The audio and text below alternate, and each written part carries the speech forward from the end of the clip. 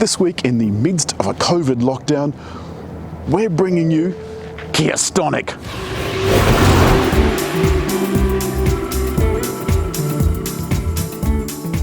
Now, if you've been into a Kia showroom anytime in the last 12 months or so, you're going to notice a couple of things. First of all, there's a big division in design between old Kia and new Kia. New Kia is Sorento, Carnival and Seltos, and old Kia is basically everything else. Now, first of all, Stonic is not a new Kia. It's actually a couple of years old, and in fact it's a couple of years away from being replaced. It's already had what Kia calls a product enhancement, or a facelift to you and I. And this GT line is characterised by the Schrader grille and these really smart LED headlights with LED daytime running lights as well. The GT line has a bit of a smarter look about it, because Kia knows that you put GT in front of something, people are going to think it goes really fast. It's got a smart set of wheels, they differ throughout the range, some nice black mirrors and some silvered roof rails. These just look really quite smart. It's got the shark fin aerial as well at the back, and I always think that makes a car look like it goes faster. It doesn't, but it looks like it. There's a button here for locking and unlocking, so long as the key's in your pocket. But you'll notice that this is kind of that rounded look, the rounded look of the old Kia design. The GT line gets some nice lights, a manual tailgate, and there's plenty of space in here. It goes down all that way. There's some top tether points for the kiddies' seats and the space saver steel spare. One thing I quite like is that there's a hard parcel shelf. Getting in is pretty easy-ish, but space back here with the seat set for me is snug for someone who's 6 foot. You can see my legs are firmly up against the seat in front, and there's really not a lot of space in the back. There were 4 boys. We went away in this car earlier in the year, and look, there was plenty of room because some of us are shorter and they got the back seats. And the seats are covered by this sort of sports fabric. The front seat is much easier to get into. And I do have the seat set a long way back. There's buttons down here on the right hand side, including to turn off that wretched stop-start. When you stop at lights, the car switches itself off. That drives me bananas. And here are the cruise control. Now that is not smart cruise control, so you set it and you do have to watch where you're going. And down below are the controls for the active steering and the active lane control. So this will warn you when you're going out of the lane and steer you back into the lane, but it'll also keep you centered. You can see that the dash is just some conventional dials and a large multifunction display in the middle, which you can scroll through with this key.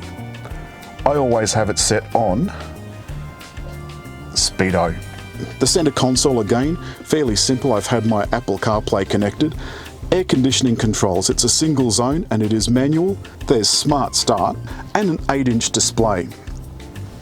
I quite like the way Kia has these set up. I don't know why you can have the sounds of nature, but if you want, you can have a rainy day, or an open air cafe, or a warm fireplace if you're feeling particularly cold in winter.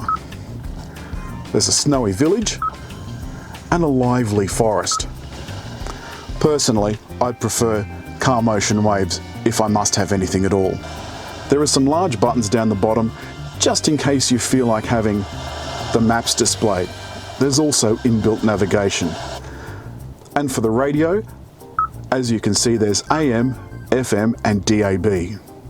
And one thing I like about Kia is that it is particularly easy to program your favourites. You just run down the side and press and hold star if you want to add it to your favourites line. As you can see, I've got some classic stations and some modern stations already programmed.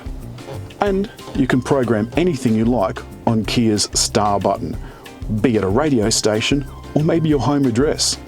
The rest of the cabin feels quite nice, although as I said, the plastic is quite hard. Centre vents are well laid out, and there's a rather smart carbon fibre-like effect on the dash fascia. The other thing is, the sound from the sound system is extremely good. I'd play it for you, but of course YouTube will have a fit. When doing this seatbelt up, there's not a whole lot of space between the center console and the seat, but it's also because I'm fat and old. But you know, hey ho. The other thing is, when you start this Stonic, it always starts in eco mode. I was just talking to Kia, who told me why that is. And apparently it is because that was the way Europe wanted it. There you go. And if they were to change it for Australia, it would have cost too much money. I'm going to press and hold the lane control button so that on this twisty road, I'm steering myself. Because it really annoys me. And I found that by not doing that recently, things went a little bit wrong. The 1.4 litre non-turbo engine does quite a good job, but it gets a little bit breathless. This 1 litre turbo is much nicer. That little bit of extra torque, even though there's the same power as the non-turbo model, makes all the difference, especially when you accelerate, which we'll be doing in a minute. The steering feels light, very light. Now, unusually, this car has been tuned by Graham Gamble, but not to Graham's normal, quite firm, sporty standards. He's opted instead for a more luxurious ride. And this does feel luxurious. Not only that, the cabin is extremely quiet, and we'll see that when we get onto the highway in a minute. I don't think I'd really want to push Stonic too hard down these corners. Nonetheless, it is fun. This is a fun entry car aimed at young couples, or even a single, or perhaps an older person who wants to downsize. Now, I mentioned that there are a couple of things missing: blind spot monitoring and smart cruise control. Both of those were not included, and they're not available anywhere else either. Nonetheless, the top model, which hasn't yet been safety rated, is expected to get a 5-star rating. Other Stonics have a 5-star rating already. This is going to be crash tested in Korea to European standards. Be interesting.